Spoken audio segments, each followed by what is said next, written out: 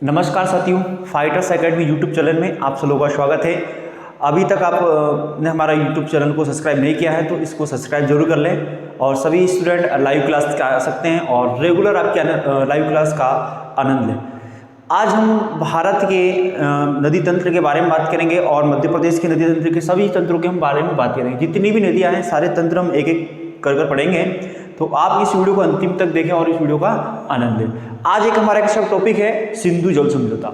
तो सिंधु जल समझौता है, वह समझौता क्या होता है कि दो पक्षों के बीच में विवाद को समझाना, ये क्या कहलाता है, हमारा समझौता कहलाता है। ठीक है, तो दो देश के बीच में समझौता हुआ था आपका, कौन सा, सिंधु जल समझौता।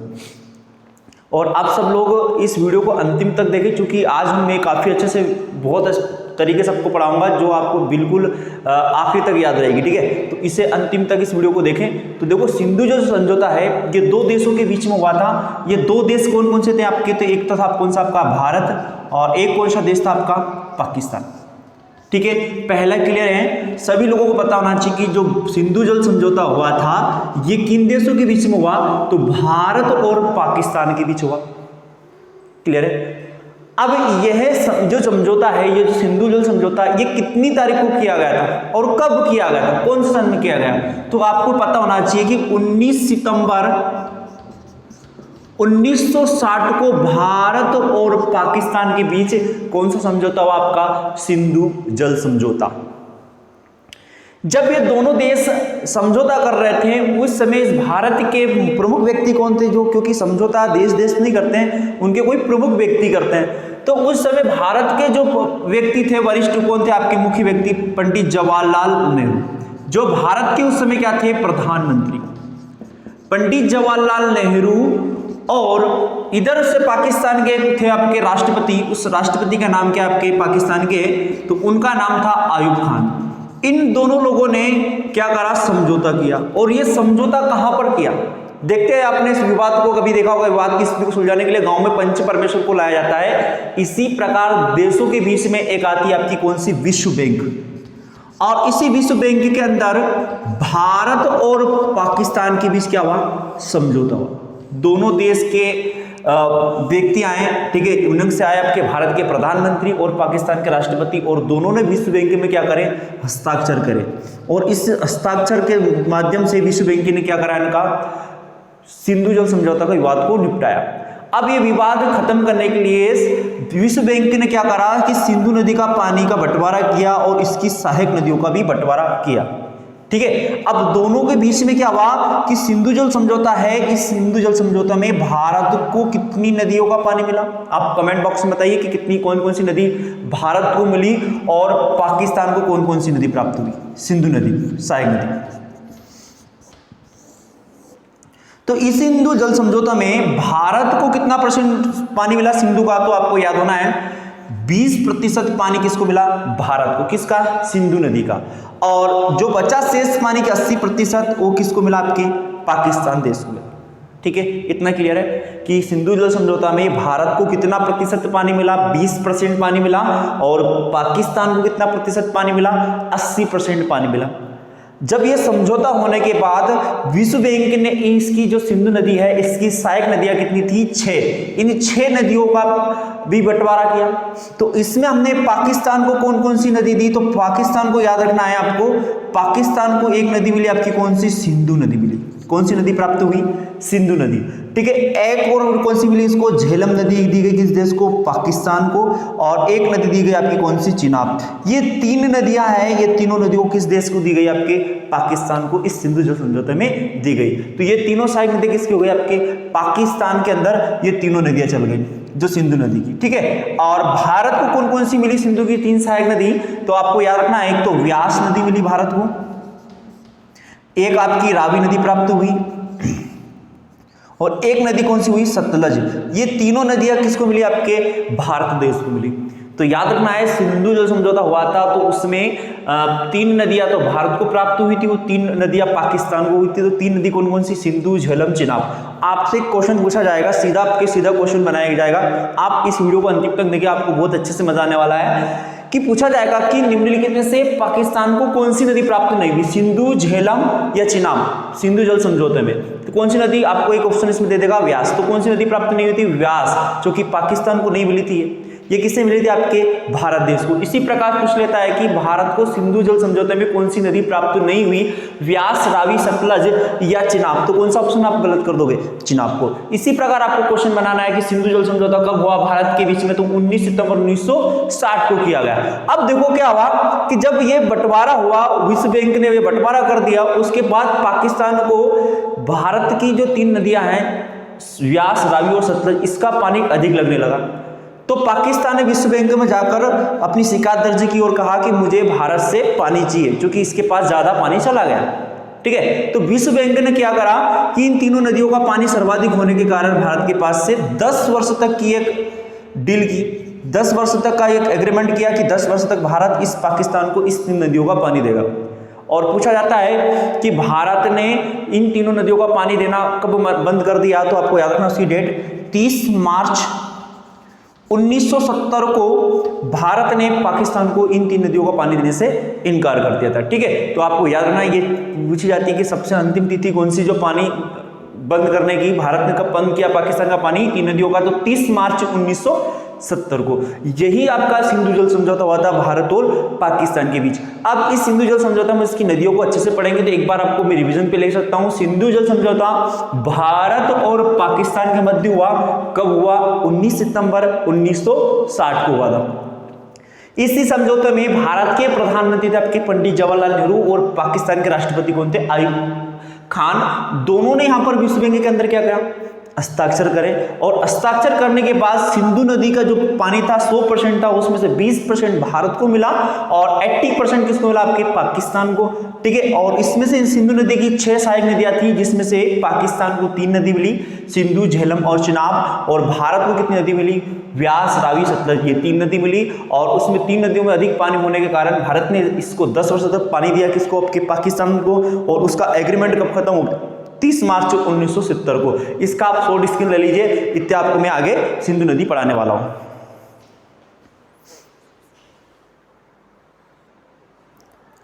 अब आगे देखते हैं कि जो सिंधु नदी तंत्र है, इसके बारे में आपको बात करना है। पूरी जो सिंधु नदी के बारे में पूरा देखेंगे, जिसका पूरा तंत्र हम पढ़ेंगे। और इस सिंधु नदी का उद्गम कहां से हुआ है, आपको याद रखना है, मानसरोवर के समीप सानो खयाबाब एक हिमनद है, इस जगह से सिंधु नदी का क्या हुआ, आपका उद्गम हुआ है। ठीक है, याद रहेगा सभी को कि सिंधु नदी का उद्गम कहां से हुआ, तो मानसरोवर के समीप सानो खयाब हिमनद से उद्गम होता है। और ये अपने उद्गम से चलती है। तो ये सानो खयाब हिमनद कहां पर है आपका, तो याद रखना चीन देश के अंदर है। कहां पर मिलेगा आपको, चीन देश के अंदर।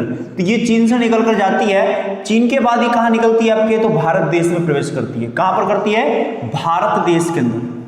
कौन सी नदी प्रवेश करती है, तो आपकी याद रखना सिंधु नदी। ये भारत में जाती हुई उसके बाद ये कहां जाती है, तो आपको याद रखना है ये जाएगी आपके कहां पर, अफगानिस्तान। अफगानिस्तान होती भी जाएगी, अफगानिस्तान। फिर उसके बाद ये कहां जाएगी, तो ये जाएगी आपके पाकिस्तान देश के अंदर। ये पाकिस्तान देश के अंदर जाती है। पाकिस्तान के बाद ये कहां जाकर गिर जाती है, तो आपको याद रखना है अरब सागर में जाकर गिर जाती है। कहां पर जाकर गिरेगी, अरब सागर में जाकर गिर जाती है। कौन सी नदी, आपकी सिंधु नदी। तो आपको याद रखना है सिंधु नदी 4 देश से होकर बहती है। तो एक आपका जाएगा कौन सा, आपका चीन, दूसरा हो जाएगा आपका भारत, तीसरा कौन सा हो जाएगा आपका अफगानिस्तान। कौन सा हो जाएगा आपका अफगानिस्तान। और चौथा जो देश हो जाएगा आपको कौन सा, पाकिस्तान। और पाकिस्तान से होते हुए कहां चले जाती है, आपके अरब सागर की गोद में जाकर गिर जाती है। कौन सी नदी, आपकी सिंधु नदी। और इस सिंधु नदी की लंबाई कितनी है कुल टोटल, तो 1114 किलोमीटर भारत के अंदर है। कितनी है इसकी भारत के अंदर, 1114 किलोमीटर भारत के अंदर बहती कौन सी, आपकी सिंधु नदी है। और इसकी संपूर्ण लंबाई की अगर बात करें तो इसकी ऑल इंडिया की जो लंबाई है कितनी है, 1880। संपूर्ण देशों के अंदर इसकी लंबाई कितनी है, 2880 किलोमीटर ये संपूर्ण देश के अंदर बहती है। याद रहेगा सिंधु नदी की लंबाई कुल टोटल कितनी है, 2880, मतलब चारों देश में बहती है। और भारत में कितना बहती है मात्र, कितनी, 1114 किलोमीटर। आपसे अगर इन नदियों के बारे में पूछ लिया जाए कि सिंधु नदी है ये जो चीन देश है, इस चीन देश के अंदर कितना प्रतिशत बहती है, तो आपको याद रखना कितना परसेंट बहेगी, 8% बहती है। कहां पर, आपके चीन देश के अंदर बहती है।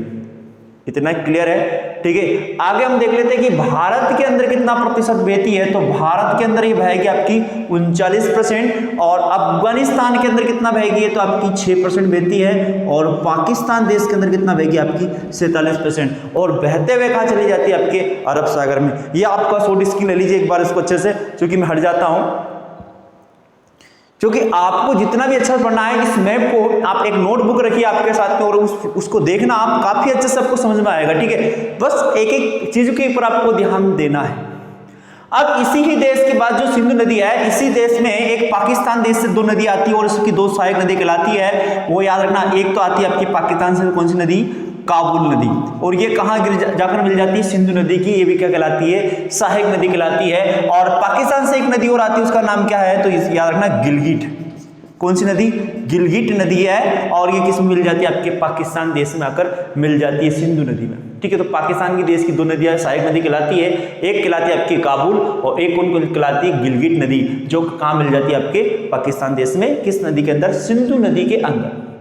इतना क्लियर है। अब देखो भारत के अंदर जो सिंधु नदी की सहायक नदियां है उन नदियों को हम देखते हैं, विस्तार रूप से देखेंगे, बहुत अच्छे से आपको समझ में आएगा। तो एक याद रखना, सीजे चिरस व्यास, एक ट्रिक है ये, सीजे चिरस व्यास। इस ट्रिक के माध्यम से भारत की जितनी 6 नदियां हैं ये सभी नदियां इसकी सहायक नदी कहलाती है, किसकी, सिंधु नदी की। देखो सी से क्या बन रहा है भाई, आपको दिख रहा है, सी से क्या बनेगा आपका सिंधु नदी, ठीक है। आपसे कहा है कि मैंने पूरा आपको वीडियो देखना है और अच्छे से देखना है कि अंतिम तक आपको जो पूरे नोट्स बनाकर रखना है। सी से क्या बनेगा आपका सिंधु और झे से क्या बनेगा आपका झेलम, क्या बनेगा आपका झेलम। कि आपके वीडियो कहीं भी YouTube के अंदर नहीं मिलेगा, इतना मैं आसान से तरीके से, थोड़ा वीडियो लंबा हो जाएगा परंतु आपको अच्छे से, बहुत अच्छे से मजा आने वाला है। तो झे से क्या बनेगा आपका झेलम और जो ची है इस चीज से क्या बनेगा आपको याद रखना है चिनाब। तो इसके बाद झेलम के बाद कौन सी नदी जाएगी, चिनाब नदी। ये भी किसकी नदी सहायक कहलाती है तो सिंधु नदी की सहायक नदी कहलाती है, ठीक है। रा से क्या बनेगा आपका रावी नदी, क्या आएगा आपका रावी। हमने सिंधु जल समझौता में देखा है तो 6 नदियां कौन कौन सी, एक रावी भी हो गई, ठीक है। रा के बाद में सा से क्या आएगा आपका सतलज, क्या आएगा आपका सतलज और सतलज के बाद में व्यास से क्या आएगा सीजे चिरस व्यास, तो व्यास से क्या जाएगा आपकी व्यास नदी। ये 6 नदियां किसकी सहायक नदी कहलाती है आपके सिंधु नदी की सहायक नदी। मैंने आपको बंटवारा भी बताया कि 3 जो नीचे वाली नदियां ये भारत को मिली थी और इससे 3 ऊपर है सिंधु, झेलम और चिनाब, ये किसको मिली थी, किस देश को, आपके पाकिस्तान देश को। तो याद रखना सीजे चिरस व्यास, तो सी से सिंधु, झे से झेलम, ची से चिनाब, रा से रावी, सा से सतलज और व्यास। ये 6 नदियां किसकी सहायक नदी है आपकी तो सिंधु नदी की सहायक नदी कहलाती है, ठीक है। इतना क्लियर है कि आपको, और आपको ये ट्रिक आपको लिख लेना है और इसके ऊपर आपको पूरे बन जाएंगे। तो सी से सिंधु, झेलम, चिनाब, रावी और सतलज और व्यास। और इसकी जो लंबाई है कितनी है भारत के अंदर 1114 किलोमीटर है और आपके जो संपूर्ण देशों के अंदर कितनी बहती है 2880 किलोमीटर बहती है। और एक मानसरोवर के समीप सनोखा हिमनद से इसका उद्गम होता है और इस ग्लेशियर चलती हुई चाइना में 8%, भारत में 39%, अफगानिस्तान में 6% और पाकिस्तान में 47% बहते हुए कहाँ गिर जाती है अरब सागर के अंदर जाकर गिर जाती है, ठीक है। अब देखते हैं इनकी सहायक नदियां सिंधु नदी की। तो सिंधु नदी का सबसे पहला क्वेश्चन आता है कि सिंधु नदी की सबसे बड़ी सहायक नदी कौन सी है, तो आपको याद रखना है सिंधु नदी की सबसे बड़ी सहायक नदी कौन सी कहलाती है, आपको दिख रही है ये नदी कौन सी है आपकी चिनाब, जो सिंधु नदी की सबसे बड़ी सहायक नदी कहलाती है।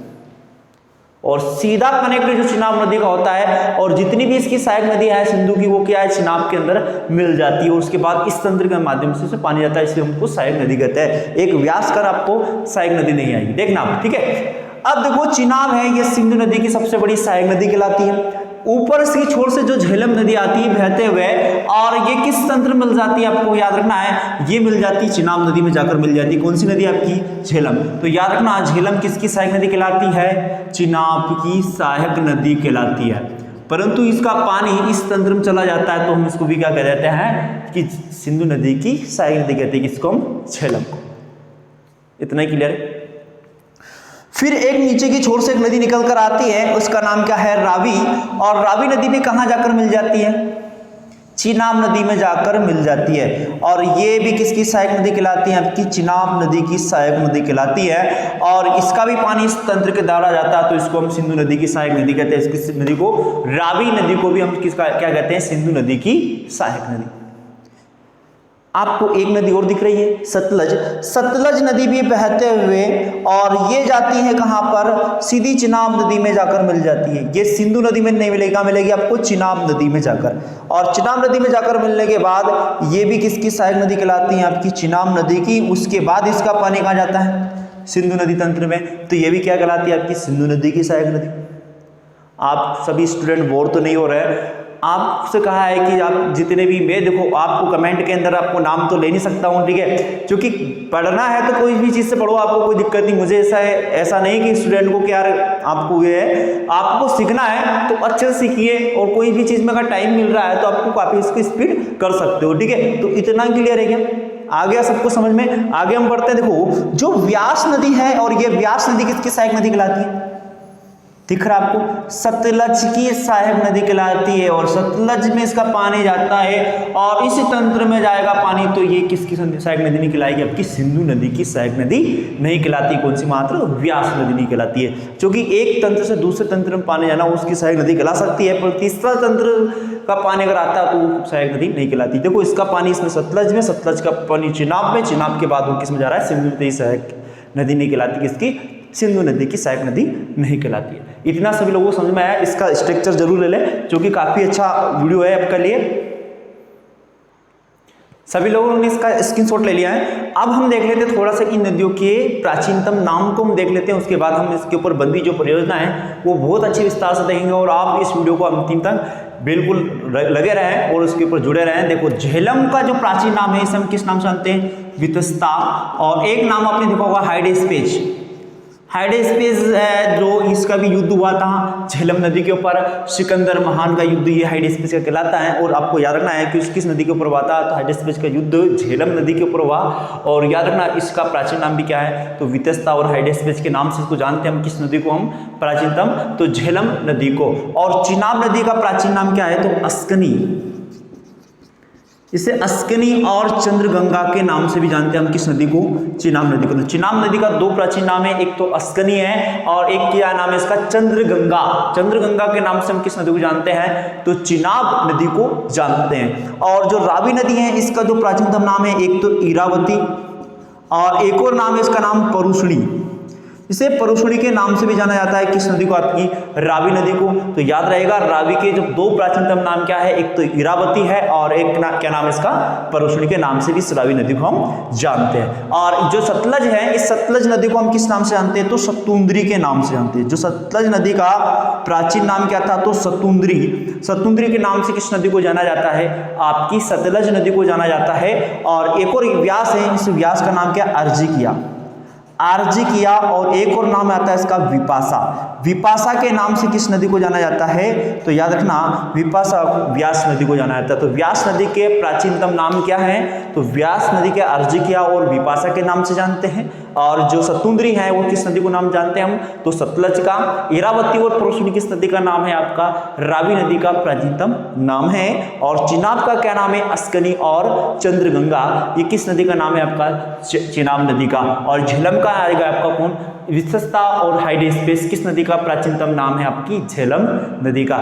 ये आपके प्राचीनतम नाम होने के बाद इस नदी के ऊपर जो ऊपर बंधे हुए बांध है उस परियोजना को हम देखने वाले हैं। तो इसमें पहले जो बांध परियोजना आती है आपकी कौन सी? झेलम नदी के ऊपर। और झेलम नदी पर कौन सा बांध परियोजना बंधा हुआ है? तो आप सभी को ये तंत्र समझ में तो आ गया होगा। देखो आपने स्क्रीनशॉट लेकर इस तंत्र को अच्छे से बना लीजिए, ठीक है। तो पहला बांध परियोजना आती है इसके ऊपर उरी बांध परियोजना। बहुत अच्छा क्वेश्चन है, एग्जाम के अंदर पूछा जाता है कि उरी बांध परियोजना किस नदी के ऊपर बंधी हुई है? तो आप फटाक से लगा दोगे ऑप्शन को। कितना है? कौन सी नदी है? झेलम। या उस पे उसका प्राचीनतम नाम दे सकता है वितस्ता, या हाइडेस्पेस का नाम हम दे सकते हैं, ठीक है। तो पेपर के अंदर जो भी क्वेश्चन घुमा ले तो आप इनको भी याद रखना है, इनके प्राचीनतम नाम भी याद होना चाहिए। और उसके ऊपर किस नदी के ऊपर बंधा हुआ उरी बांध? तो वितस्ता या हाइडेस्पेस या झेलम पर यह बांध बंधा हुआ है। और इसी उरी बांध को अगर हम पूछे कि ये उरी बांध है और ये किस राज्य में बना हुआ है? नदी का नाम तो हमें पता चल गया, ये राज्य भी इसके बारे में भी हमें पता होना चाहिए। तो ये किस राज्य में बनी हुई है? ये जम्मू कश्मीर राज्य में बनी हुई थी, परंतु अब क्या बन गया जम्मू कश्मीर? एक केंद्र शासित प्रदेश है। इसी कारण उरी बांध जो परियोजना है कहाँ मिलेगी आपको? जम्मू कश्मीर के अंदर मिलेगी। ठीक है, और उरी बांध के बाद में कौन सा बांध परियोजना आती है? तुलबुल बांध परियोजना। तुलबुल बांध परियोजना आपसे पूछा जाता है कि किस नदी के ऊपर बंधी हुई है? तो ये भी झेलम नदी के ऊपर। और राज्य का पूछे आपसे, राज्य के ऑप्शन में पूछा जाए तो यहां पे भी क्या लगा दोगे? जम्मू कश्मीर। ठीक है, तो दोनों परियोजना उरी बांध और तुलबुल बांध परियोजना कहां मिलेगी आपको? जम्मू कश्मीर में। और एक बांध परियोजना और मिलती है झेलम नदी पर, उसका नाम क्या है? किशन गंगा बांध परियोजना।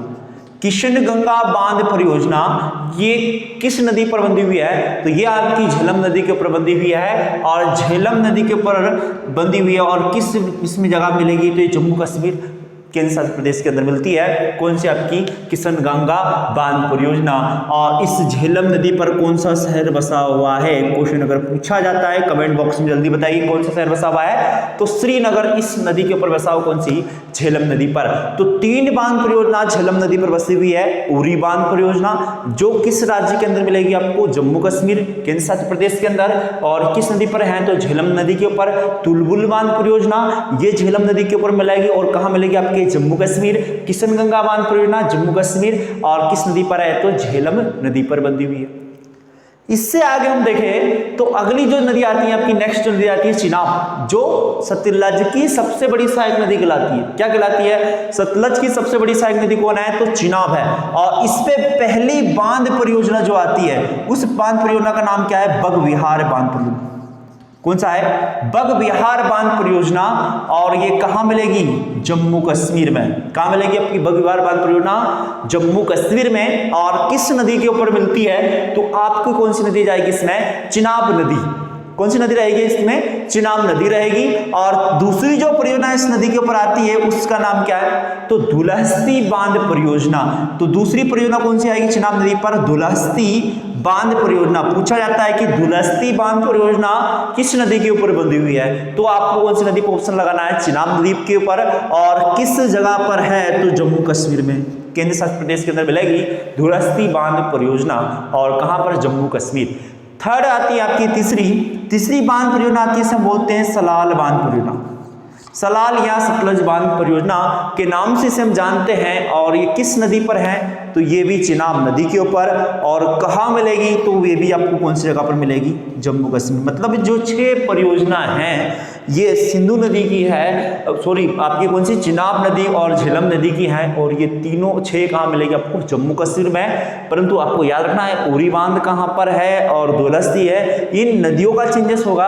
और सभी कहाँ पर मिलेगी आपको? जम्मू केंद्र शासित प्रदेश के अंदर मिलेगी। ठीक है, तो जम्मू कश्मीर आपको समझ में आ चुका होगा यहाँ तक कि सारी उरी बांध परियोजना, तुलबुल बांध, किशन गंगा, ठीक है, सलाल, दुलहस्ती, बगविहार, सारी चीजें हमने आपको देख ली। इनके झीलें भी देखेंगे हम अपने राज्यों के बारे में, क्योंकि ये पूरा हमारा सिंधु नदी तंत्र खत्म कर लेते हैं। उसके बाद में आपको सभी झील, यहाँ पर राष्ट्रीय उद्यान कौन कौन से, इन राज्यों की जो चर्चा की गई उनके बारे में भी आपको मैं अच्छे से समझाऊंगा। ठीक है, क्योंकि मेरा यही है सिद्धांत है कि आपको अच्छे से समझ में आना चाहिए। स्टैटिक जीके भी इसमें आपको प्लस रहेगा इसी नदियों के अंदर। ठीक है, इसके बाद हम मध्य प्रदेश के नदी तंत्र भी पढ़ेंगे, भारत के नदी तंत्र पढ़ेंगे, और मध्य प्रदेश का एक आपको एक टॉपिक मिल जाएगा। ठीक है, मध्य प्रदेश के अंदर जो भी हम खनिज है, मध्य प्रदेश की जलवायु है, इनके एक टॉपिक्स आपको अच्छे से पढ़ाऊंगा। मध्य प्रदेश के इतिहास, इनके बारे में भी हम बात करेंगे। ठीक है, परंतु आपको एक एक चीजों को आपको अच्छे से क्लियर रखना है। ठीक है, इसके बाद हमारा अगला तंत्र आएगा गंगा नदी तंत्र, उस तंत्र को भी हम अच्छे से विस्तार से हम पढ़ेंगे। ठीक है, अब देखिए इसमें आता है आपको कौन सा? रावी नदी। इस रावी नदी पर भी 2 परियोजना बंधी हुई है। इसका नाम क्या है? इरावती और प्रश्न के नाम से। और इस पे बंधी हुई है कौन सी बांध परियोजना? रंजित सागर बांध परियोजना। रंजित सागर बांध परियोजना कहां मिलेगी? तो ये मिलेगी आपको किस नदी के ऊपर? तो रावी नदी पर। और किस राज्य में मिलेगी? तो आपके पंजाब राज्य के अंदर मिलेगी। और एक और बांध परियोजना जाती है आपकी कौन सी? थिन बांध परियोजना। थिन बांध जो परियोजना है ये कहां पर, किस नदी के ऊपर मिलेगी आपको? रावी नदी के ऊपर। और किस राज्य में मिलेगी? तो पंजाब राज्य के अंदर मिलेगी। कहां पर मिलेगी आपको? पंजाब राज्य के अंदर। कौन सी बांध परियोजना? थिन बांध परियोजना। और ये लगभग अपने किस राज्य में मिलेगी आपको? पूरा संपूर्ण राज्य में आएगी, आपके पंजाब राज्य के अंदर आती है। कौन सी? थिन बांध परियोजना। आपने बहुत क्वेश्चन सुने होंगे भाखड़ा नागल बांध परियोजना, उसको एक साथ बोल दिया जाता है, परंतु क्या होता है कि जो भाखड़ा बांध है ये कहाँ मिलेगा आपको, पंजाब के अंदर 8 किलोमीटर के अंतर में मिलता है। और भाखड़ा बांध को कभी हिमाचल प्रदेश भी बता दिया जाता है किसी बुक्स के द्वारा, परंतु याद रखना है कि जो भाखड़ा बांध है ये पंजाब के अंदर है और भारत का सबसे ऊंचा, गुरुत्व के क्षेत्र में सबसे ऊंचा बांध है, गुरुत्व में। ठीक है, क्या करना है आपको, गुरुत्व में सबसे ऊंचा बांध कौन सा मिलेगा आपको, भाखड़ा नागल बांध। और आपसे पूछा जाए कि भारत का सबसे ऊंचा बांध कौन सा है, तो भारत का सबसे ऊंचा भागीरथी नदी के ऊपर बंधा हुआ है, उस बांध का नाम क्या है। ठीक है, तो भागीरथी पर बंधा हुआ बांध है आपका टिहरी बांध, जो भारत का सबसे ऊंचा बांध है, परंतु गुरुत्व क्षेत्र में भारत का सबसे बड़ा बांध पूछा जाए तो आपको कौन सा मिल जाएगा, भाखड़ा बांध। और भारत का सबसे लंबा बांध पूछा जाए तो हीराकुंड बांध है, ये किस नदी पर बंधा हुआ है, तो महानदी के ऊपर बंधा हुआ है। ठीक है, और किस राज्य में मिलेगा, तो आपको उड़ीसा में। और आपका जो टिहरी बांध है ये किस राज्य में मिलेगा, उत्तराखंड राज्य में। किस नदी पर मिलेगा, तो आपकी भागीरथी नदी पर। हम इसमें अच्छे से पढ़ेंगे। ठीक है, आगे और चीज देख लेते हैं। ठीक है, जो कि वीडियो भी काफी लंबा हो रहा है। तो थिन बांध परियोजना पंजाब में किस नदी पर, रावी नदी के ऊपर। सतलज नदी के ऊपर आते हैं तो सतलज नदी पर पहली बांध परियोजना आती है भाखड़ा बांध परियोजना। भाखड़ा बांध परियोजना किस राज्य में स्थित है और किस नदी पर, तो सतलज पर। और राज्य का पूछे तो आपको ऑप्शन लगाना है पंजाब। कभी आपने देखा होगा बुक्स में हिमाचल प्रदेश भी प्रदिष्ट कर दिया जाता है। ठीक है, और इसके बाद में एक और परियोजना आ जाती है सतलज पर, वो कौन सी है, नागल बांध परियोजना। ये समथिंग आपके पंजाब में और कुछ हिमाचल प्रदेश में आपको नागल बांध परियोजना देखने को मिलेगी। सबसे ज्यादा इसका जो हिस्सा मिलता है आपको नागल बांध परियोजना का, वो कहाँ मिलेगा, आपके हिमाचल प्रदेश में। और किस नदी पर बनी हुई नागल बांध परियोजना, सतलज के ऊपर। इन दोनों के बीच में कितने किलोमीटर का अंतर है, आपका 8 किलोमीटर का समथिंग अंतर मिलता है। ठीक है, हम इसको साथ में लेकर बोलते थे भाखड़ा नागल बांध परियोजना। ठीक है, आगे देखते हैं। तो जो सतलज नदी है, सतलज नदी पर एक बांध परियोजना और आती है, उसका नाम है कोलडेम बांध परियोजना। कोलडेम जो बांध परियोजना है ये किस राज्य में मिलेगी आपको, हिमाचल प्रदेश के अंदर मिलेगी। कहां पर मिलेगी, हिमाचल प्रदेश में। कौन सी बांध परियोजना मिलेगी आपको, कोलडेम। और किस नदी पर, सतलज नदी के ऊपर। और एक अंतिम जो बांध परियोजना आती है सतलज नदी के ऊपर, वो कौन सी परियोजना आ जाएगी आपकी, कोलडेम हो गई, नागल हो गई, भाखड़ा बांध हो गई। ठीक है, एक और मिल जाती है इसकी कोलडेम बांध परियोजना के बाद में भरक्का बांध परियोजना। कौन सी परियोजना हो जाएगी आपकी, भरक्का बांध। फरक्का नहीं करना है, भरक्का बांध। भरक्का बांध परियोजना कहाँ मिलेगी, हिमाचल प्रदेश में। और किस नदी पर है, तो ये मिलेगी आपको सतलज पर। और किस राज्य के अंदर, हिमाचल प्रदेश राज्य के अंदर मिलेगी। देखो भरक्का और फरक्का में अंतर है। फरक्का बांध जो परियोजना है ये किस नदी पर है, गंगा नदी पर। और कहाँ मिलेगी आपको, पश्चिम बंगाल में। यही तो अंतर है। हम क्या करते हैं, भरक्का फरक्का, दोनों बांध परियोजना अलग अलग है, एक भरक्का अलग है, फरक्का अलग। ठीक है, फरक्का बांध परियोजना कहाँ पड़ेगी, गंगा में। तो गंगा नाम की लड़की क्या पड़ गया, फर्क पड़ गया, फरक्का बांध पड़ेगा। और कहाँ लिखे गए, पश्चिम बंगाल। ठीक है, तो ऐसे आपको इन चीजों को आप रिलेटेड कर सकते हो। ठीक है, तो ये आपको समझ में आ गई इतनी बांध परियोजना। एक और आती है आपकी व्यास नदी, और व्यास नदी पर कौन सी मिलेगी, पूंग बांध परियोजना। पूंग जो बांध परियोजना है किस नदी पर है, तो आपकी व्यास नदी के ऊपर बंधी हुई है। और इसे हम बोलते हैं महाराणा प्रताप बांध परियोजना के नाम से भी जाना जाता है। किस नदी को, किस बांध परियोजना को, पूंग बांध परियोजना को। और ये किस नदी पर स्थित है, तो व्यास नदी के ऊपर स्थित है। सभी लोगों को समझ में आया। अब इन बांध परियोजनाओं को हम बहुत अच्छे से आपको और एक बार रिलेट कर देता हूँ। क्या हुआ कि जम्मू कश्मीर जो राज्य है, पहले तो राज्य था, अब केंद्र शासित प्रदेश है, 370 धारा हटाई गई। ठीक है, तो ये क्या है कि जो उरी बांध परियोजना, पहले जब जम्मू कश्मीर एक राज्य हुआ करता था वहां पर क्या हुआ था, हमला हुआ था, उरी हमला का नाम भी सुना है, आतंकी हमला। तो उरी जब हमला हुआ तो उस उरी हमले कहाँ हुआ था, आपके जम्मू कश्मीर। ठीक है, इतना क्लियर। अब जब उरी हमला हुआ तो वहां पर अचानक आप किसी क्लास के अंदर बैठे और आपके अचानक किसी ऊपर बम फेंक दिया जाए तो आप क्या हो जाओगे, तुलबुल हो गए। या बाय चांस आपके किसी भी क्षेत्र में जैसे बैठे हुए पढ़ रहे हो तो ऊपर से चिपकली गिर गई तो आप क्या होगा, आपके ऊपर हमला कर देगी तो आप क्या हो जाओगे, तुलबुल, डर हो जाओगे ना। तो याद रखना, तो उरी बांध परियोजना और तुलबुल बांध परियोजना मिलेगी जम्मू कश्मीर। जब बम वहां पर स्फोट हुआ तो तुलबुल हो गए लोग, और किसको याद करने लग गए, भगवान को याद करने। कृष्ण भगवान से, हे भगवान इस बम से बारिश हमें बचाना। तो कृष्ण भगवान ने बोला कि आपको किसी भी जम्मू कश्मीर राज्य के लोगों को किसी को भी इस बम से नुकसान नहीं हुआ। तो भगवान कृष्ण भगवान ने इनको क्या कर लिया, बचा लिया। अब जब हमारी जान बच जाती है तो हम क्या करते हैं, फिर हम शहर बन जाते हैं, ठीक है। फिर हम क्या करते हैं कि जोर जोर से बग मतलब बगते गाँव में बोलते हैं, एक मालवी भाषा होती है बकना, बग क्या कर मत, ठीक है। तो बग यार मतलब जोर जोर से चिल्ला रहे हैं, और जोर जोर से चिल्लाने के बाद अब लोग चिल्लाएंगे तो मस्ती भी होगी, तो दुलस्ती मतलब मस्ती करने लगे सब। कहाँ पर है? जम्मू कश्मीर में, ठीक है। इतना क्लियर है। अब जब मस्ती करते करते करते करते किसी दीदी से हाथ टच हो गया, दीदी ने उठाकर मस्ती करने वाले व्यक्ति के क्या कर दिया? गाल लाल कर दिए। तो सलाल बांध परियोजना, लाल मतलब गाल, तो लाल कर दी किसने? जम्मू कश्मीर, ठीक है। नाचने के चक्कर में उसको पता नहीं गिरा, मस्ती के चक्कर में तो दीदी ने क्या कर दिया? उसके लाल गाल कर दिए। लाल गाल किसके की है? और लाल गाल करने के बाद उसका चेहरा कैसा हो जाता है? थीन बन मतलब तीन भट हो गया। तन भट मतलब बोलते हैं माली भाषा के अंदर कि तन भट होना मतलब थीन बंद हो गया, मतलब थन भट हो गया, ठीक है। और किसको किया था वो थन भट? एक रंजित नाम के लड़के को झप्पड़ मार दिया वो दीदी ने, ठीक है। तो ये कहां पर होगा? पंजाब में। पंजाब में दोनों मिलेंगे आपकी बात परियोजना। बस रंजीत को पढ़ने के बाद रंजीत क्या करने लग गया? वो पंजाब का व्यक्ति का, तो भांगड़ा नृत्य कहाँ का है? तो भांगड़ा नृत्य आपके पंजाब का है। वो व्यक्ति क्या करने लगा? दीदी के सामने भांगड़ा करने लग गया। किसके पास में? रावी दीदी के सामने, ठीक है। रावी दीदी के सामने क्या करने लग गया है? भांगड़ा करने लग गया। उस दीदी का नाम क्या था? रावी, ठीक है। इतने आपको छोड़ सकते हो, ठीक है। अब जब भांगड़ा करने लगा, पंजाब का था, उसके बाद भांगड़ा में करते करते दीदी के सामने क्या? नागिन आ गई, उसको नागिन पर डांस करने लगे, हिल डोल के। नागिन कैसे नाचती हूँ? डोल की नाचती ना, हिल करके। तो नागलमान परियोजना मतलब नागिन आ गई।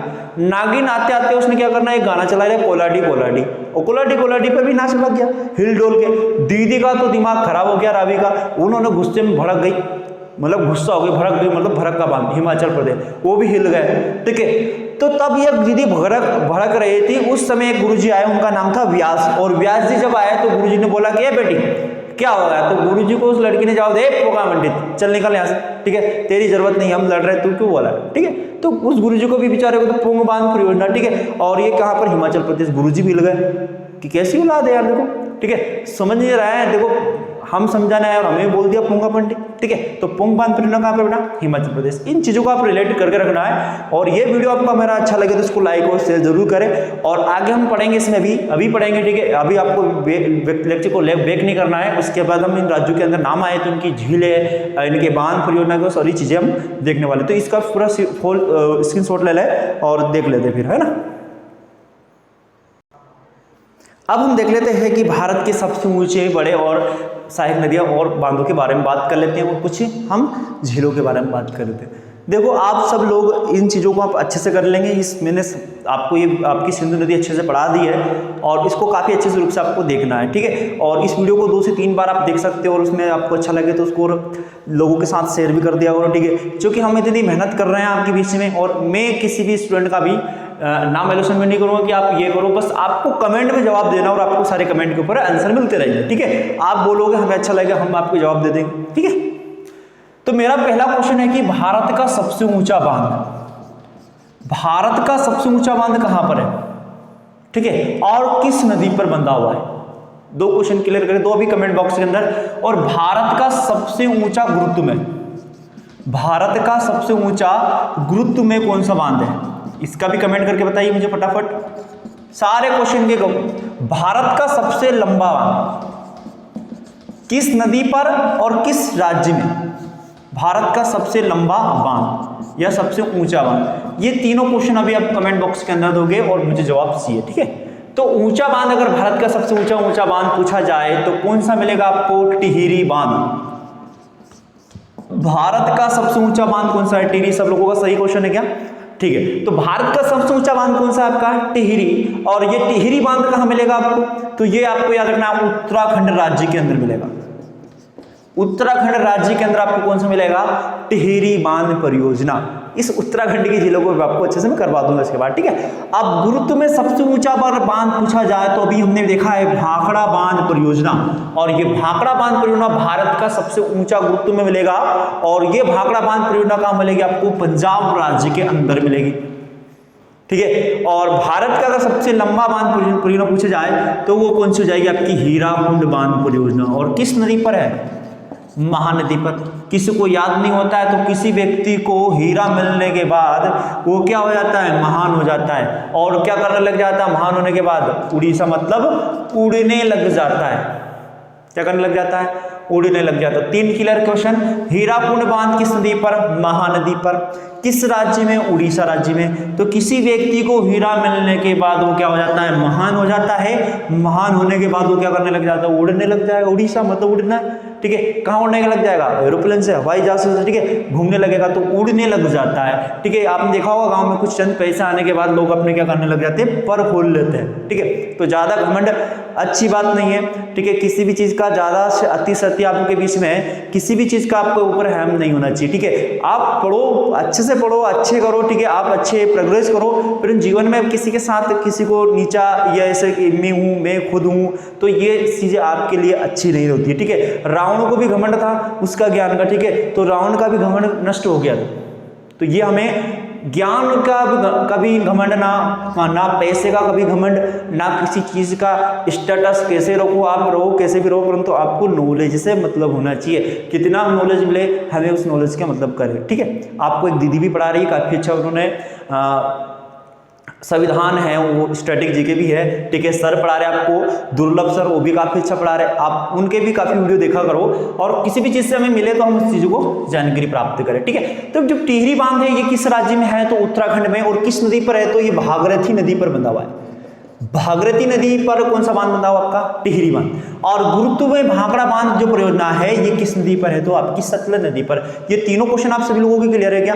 अब हम इसकी क्या देख लेते हैं, नदियों की जो झीलें हैं, इन झीलों के बारे में भी हम बात कर लेते हैं। ये तीनों क्वेश्चन आपको सभी को याद होना चाहिए। गुरुत्व में सबसे ऊंचा बांध कौन सा है, ये सारी चीजें हमें पता होना चाहिए। चलो अब हम देखते हैं कि जो उत्तराखंड के अंदर जो बांध आपकी झील है, कौन कौन सी झील मिलेगी। सभी स्टूडेंट आप जवाब देंगे कि उत्तराखंड के अंदर कौन कौन सी झील मिलेगी। तो आप सब लोगों ने एक रट मारा है कि ताल ताल जहां लगे वो हम ताल लगा देंगे। भाई गलत है, आप सब जब लोग गलत है, क्योंकि ताल अलग अलग राज्य भी अपने ताल लगाते हैं। जिसे आपके उत्तर प्रदेश की झील के पीछे भी क्या लगता है? ताल लगता है। उत्तराखंड की झील के पीछे भी क्या लगता है? ताल लगता है। और एक जो हिमाचल प्रदेश है उस राज्य की झील के पीछे भी क्या लगता है? ताल लगता है, ठीक है। ये चारों सभी ताल बता देता हूं। पहले उत्तर प्रदेश की झील के पीछे ताल देख लेते तो उत्तर प्रदेश की एक झील आती कौन सी? भीमा ताल, इसके पीछे भी ताल लग रहा है। हिमाचल प्रदेश की झील आती है उसके पीछे लगाया सूर्य ताल। तो देखो ताल इसके पीछे भी और उसके भी, उत्तराखंड की झीलों के पीछे भी ताल है। तो हम कैसे कह सकते हैं कि हम सिद्ध कर सकते हैं कि हम सारी झीलों को पता है कि सबके पीछे जिसके पीछे ताल लगे वो हम कहाँ लगा देंगे? उत्तराखंड में। गलत हो जाओगे आप, ठीक है। क्योंकि क्वेश्चन कभी भी घुमा कर पूछ सकता है कि भीमा ताल किस राज्य की झील है, तो आप सीधा क्वेश्चन कहाँ लगाओगे? ऑप्शन उत्तराखंड, ठीक है। आपको पता थोड़ी हिमाचल प्रदेश और उत्तर प्रदेश में। हम तो क्या है कि एक चीज को देख लेते हैं तो उस चीजों को बार बार उसको पढ़ना बस, ठीक है। लुसेंट में ये चीजें नहीं दे रखी, क्लियर। तो आगे देखते हैं। देखो ताल, भीमा ताल के बाद में कौन सी जाएगी? आपकी पूना ताल झील। पूना ताल झील कहाँ मिलेगी आपको? उत्तर प्रदेश के अंदर। नदी भी झील भी आपके एक साथ चलेगी, ठीक है। अब देखो सूर्यताल, यहां पर एक और कौन सी है? चंद्रताल। चंद्रताल कहां मिलेगा आपको? हिमाचल प्रदेश में। आपको दो याद रखना है, पुनाताल भीमाताल उत्तर प्रदेश में, सूर्यताल चंद्रताल और नाकोताल, ये तीनों झील कहां मिलेगी आपको? हिमाचल प्रदेश। अच्छा समझा देते हैं, ठीक है। चलो देखो हिमालय से क्या होता है आपका? सूर्योदय होता है। कब होता है भाई? सुबह। सबको समझ में आया? हिमालय मतलब हिमाचल प्रदेश, ठीक है। अब सूर्योदय होता है मतलब सूर्यताल। सूर्योदय हुआ, सूर्यताल हो गया, सुबह होगा, और शाम को क्या होगा? चंद्र। तो शाम को चंद्रोदय होगा, ठीक है। इन दोनों के बीच में ये कब होता है? शाम के समय, ये होता है सुबह, ठीक है। तो दोनों के बीच में कोई ताल है क्या? एक साथ तो नहीं होते ना, एक साल को ताल मतलब एक साथ ताल में आ जाएंगे, ठीक है। तो दोनों के बीच में कोई क्या नहीं है? ताल नहीं है। तो सूर्यताल और नाकोताल ये कहाँ मिलेगी? हिमाचल प्रदेश। तो सूर्य और चंद्र के बीच में ना कोई ताल है। एक सूर्य सुबह उगता है और चंद्र कब उगता है? शाम को उगता है, ठीक है। तो आपको ये सारी झील याद रखना है। तीन है, सूर्यताल, चंद्रताल, नाकोताल, ये कहाँ मिलेगी? हिमाचल प्रदेश। भीमाताल, पुनाताल कहाँ मिलेगी? आपके उत्तर प्रदेश। और जितनी भी झील आपको मिले वो कहाँ लगा दोगे आप? उत्तराखंड में। जिससे भीमा आपकी जहां पर हम देखेंगे सात ताल, नौकुचिया ताल, नौकुचिया ताल, राकस ताल, ठीक है। सात ताल, नौकुचिया ताल, ठीक है, राकस ताल, ठीक है, और देवताल, नैनीताल, खुरपा ताल, ये जितनी भी आपको ताल में लगे ये सब कहाँ मिल जाएगी? आपके उत्तराखंड राज्य में। तो सभी लोगों को झील के टॉपिक भी समझ में आए हैं, झील का आप अच्छे से स्ट्रक्चर भी देख लेंगे। अब झील इन चीज़ों की हम सारी चीज़ देख रहे हैं, तो अच्छे से आपको पढ़ना चाहिए कि हमें झील कहाँ कहाँ मिलेगी, सूर्यताल कहाँ मिलेगी, चंद्रताल कहाँ मिलेगी, भीमाताल कहाँ मिलेगी। तो ये सारी झील आपको याद होना चाहिए। जिन झीलों के पीछे लगा होता ताल, पर 2 राज्य आपको याद रखना है, कौन सा, उत्तर प्रदेश और हिमाचल प्रदेश। ठीक है, आगे हम एक राज्य देख लेते हैं आपका कौन सा झील के लिए, तो राजस्थान। राजस्थान क्षेत्रफल की दृष्टि से सबसे बड़ा राज्य है और जनसंख्या की दृष्टि से सबसे बड़ा राज्य कौन सा कहलाता है, तो उत्तर प्रदेश। सबसे ज्यादा उत्तर प्रदेश के अंदर जनसंख्या देखने को मिलेगी। सेकंड नंबर पे आपको जाएगा कौन सा, महाराष्ट्र। फिर आपका कौन सा जाएगा, महाराष्ट्र के बाद में आपका जाएगा बिहार, बिहार के बाद में पश्चिम बंगाल, पश्चिम बंगाल के बाद में मध्य प्रदेश आएगा 5वें स्थान पर, जो जनसंख्या की दृष्टि से 5वें स्थान पर आता है। क्षेत्रफल में राजस्थान सबसे बड़ा है, दूसरे पर महाराष्ट्र।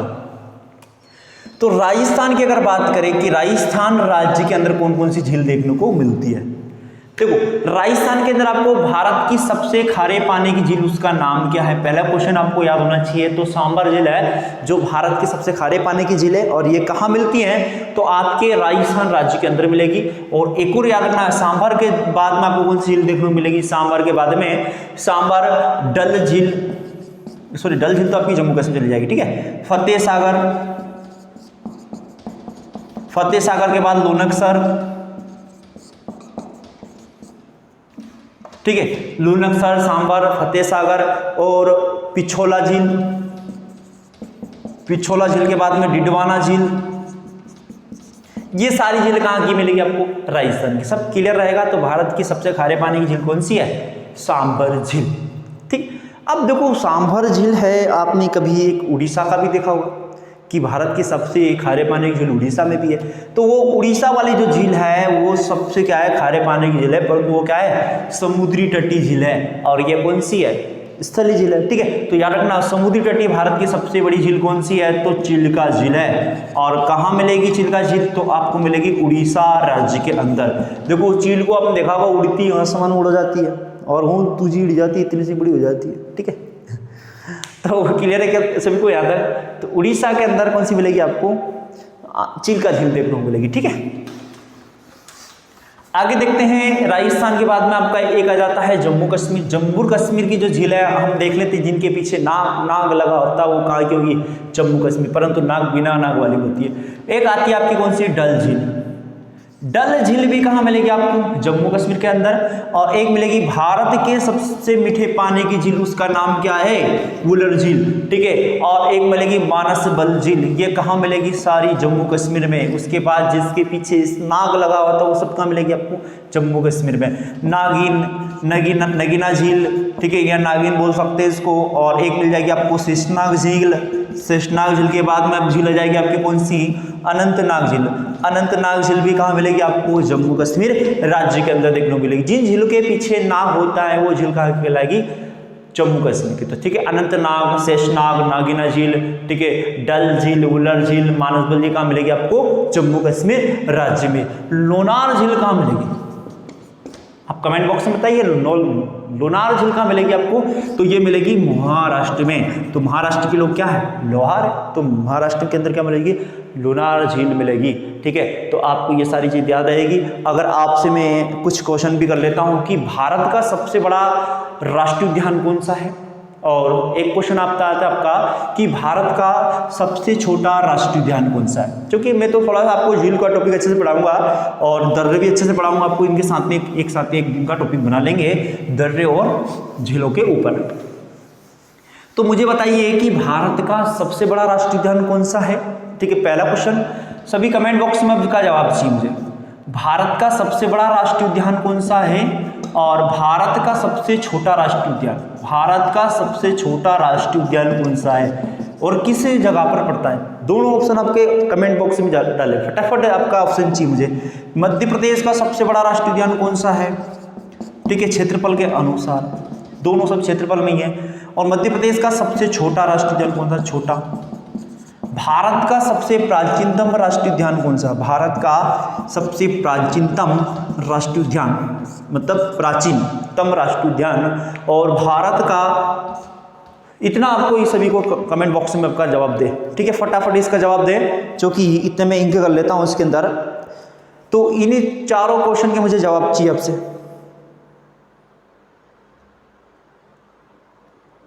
हुआ क्लियर? सभी कमेंट में आपके कमेंट करें फटाफट। आप कमेंट नहीं करोगे तो आगे मैं नहीं बढ़ूंगा। अगला तंत्र आएगा आपका कौन सा? गंगा नदी तंत्र। और गंगा नदी तंत्र को हम अच्छे से देखने वाले हैं, ठीक है। तो उस चीजों को हम काफी अच्छे से सीखेंगे, ठीक है। तो आगे हम देखते हैं भारत का अगर सबसे लंबा राष्ट्रीय उद्यान आपने देखा है, मिलाइए अभी फटाफट। तो भारत का सबसे लंबा राष्ट्रीय उद्यान बड़ा कौन सा है? हेमिस हाई राष्ट्रीय उद्यान। हेमिस हाई राष्ट्रीय उद्यान ये कहाँ मिलेगा आपको? जम्मू कश्मीर में। भारत का सबसे बड़ा राष्ट्रीय उद्यान है क्षेत्रफल के अनुसार। इसका जो क्षेत्रफल है 3350 वर्ग किलोमीटर फैला हुआ है। कौन सा आपका? हेमिस हाई राष्ट्रीय उद्यान। और कहाँ मिलेगा आपको? जम्मू कश्मीर में। और भारत का सबसे छोटा साउथ बटन, जिसका क्षेत्रफल कितना है? 0.03, और ये कहाँ मिलेगा? अंडमान निकोबार में। साउथ बटन राष्ट्रीय उद्यान कहाँ मिलेगा? अंडमान में, निकोबार नहीं, अंडमान में। हम राष्ट्रीय उद्यान का भी बहुत अच्छे टॉपिक करेंगे। आप बिल्कुल इस YouTube के माध्यम से आप काफ़ी अच्छी चीज़ सीखोगे, ठीक है। आपका बस हमें यही चाहिए कि आप इस वीडियो को काफ़ी लोगों के बीच में शेयर कर दिया करो, जिससे हमें भी इसका फायदा मिल सके, ठीक है। क्योंकि हम यही चाहते हैं कि आपकी ये शिक्षा है और शिक्षा जगत को हम काफ़ी फैला सकते हैं, ठीक है। तो मध्य प्रदेश का सबसे बड़ा राष्ट्रीय उद्यान कौन सा है? तो कानाकिसली है। और किस जगह पर मिलेगा मध्य प्रदेश के अंदर? तो ये रखना मंडला और बालाघाट दोनों जिलों के अंदर पड़ता है। और इसका याद रखना, इसका क्षेत्रफल पूछा जाए तो 940 वर्ग किलोमीटर में फैला हुआ आपका कौन सा? कानाकिसली। चलो मेरा एक क्वेश्चन और आप कमेंट बॉक्स में डालिए फटाफट। जब मध्य प्रदेश का जब विभाजन नहीं हुआ, छत्तीसगढ़ और मध्य प्रदेश दोनों राज्य प्लस में थे, जब दोनों राज्य अलग नहीं हुए, उस समय मध्य प्रदेश का सबसे बड़ा राष्ट्रीय उद्यान कौन सा? कमेंट बॉक्स में फटाफट बताइए इसका जवाब। इससे छोटा हम देख लेते हैं फॉसिल। मध्य प्रदेश का सबसे छोटा राष्ट्रीय उद्यान कौन सा है आपका? फॉसिल राष्ट्रीय उद्यान, जिसे हम जीवाश्म भी बोलते हैं। और एक नाम इसका और पड़ता है घुघुआ। घुघुआ के नाम से भी इस राष्ट्रीय उद्यान को हम जानते हैं। किसको? आपके फॉसिल राष्ट्रीय उद्यान को। और ये कहाँ पड़ेगा आपका? डिंडोरी में। अगर ऑप्शन के अंदर आपको मंडला मार दिया जाए तो क्या करोगे? ऑप्शन मंडले लगाओगे ना, क्योंकि जब 1998 में डिंडोरी अलग नहीं हुआ था, उस समय मंडला में ही पढ़ते थे। कौन सा? आपका जीवाश्म, फॉसिल, ये सब काम मिलते थे मंडला जिले में। तो मंडला भी ऑप्शन आ जाए तो आपको घबराने की जरूरत नहीं है। और भारत का सबसे प्राचीनतम जिम कार्बेट राष्ट्रीय उद्यान कौन सा मिलेगा आपको? Jim Corbett. और किस राज्य में? उत्तराखंड में। इसे हम किस नाम से जानते हैं? तो हेली पार्क के नाम से जानते थे पहले। ये इसके अंदर कौन सी नदी बहती है? तो रामगंगा। हम राष्ट्रीय उद्यान के बारे में पढ़ेंगे अच्छे से काफी। तो जिम कार्बेट उत्तराखंड में मिलता है। इसका प्राचीन नाम हेली पार्क था, उसके बाद जिम कार्बेट रखा गया। और ये इसके अंदर कौन सी नदी बहती है? तो रामगंगा नदी बहती है। आपने सभी लोगों ने अपना कमेंट में जवाब दिया कि मध्य प्रदेश का सबसे बड़ा राष्ट्रीय उद्यान कौन सा था? कानाकिसली का पहले बताइए। तो याद रखना, सीधी जिले में मिलता है, उसका नाम है संजय डुगरी। संजय डुगरी राष्ट्रीय उद्यान था जो मध्य प्रदेश का सबसे बड़ा राष्ट्रीय उद्यान कहलाता था, जब मध्य प्रदेश और छत्तीसगढ़ प्लस में थे। जब मध्य प्रदेश से ये अलग हुआ तो मध्य प्रदेश में इसका नाम संजय रखा गया, और छत्तीसगढ़ में संजय गांधी राष्ट्रीय उद्यान का नाम क्या रखा गया? गुरु घासीदास राम के नाम जानते हैं। किस नाम जानते हैं? गुरु घासीदास राम के नाम से इसको जाना जाता है। तो हमारा ये वीडियो आपको अच्छा लगे, इसको लाइक और शेयर करें, और अन्य दोस्तों के साथ भी शेयर करें जरूर, ठीक है। धन्यवाद, जय हिंद। और आपका एक एजुकेशन सिस्टम को अच्छे से बना कर रखिए, रेगुलर आपका प्रैक्टिस रखें, ठीक है। इन योग्यताओं को आपको बनाकर रखना है। तो जय हिंद, जय भारत।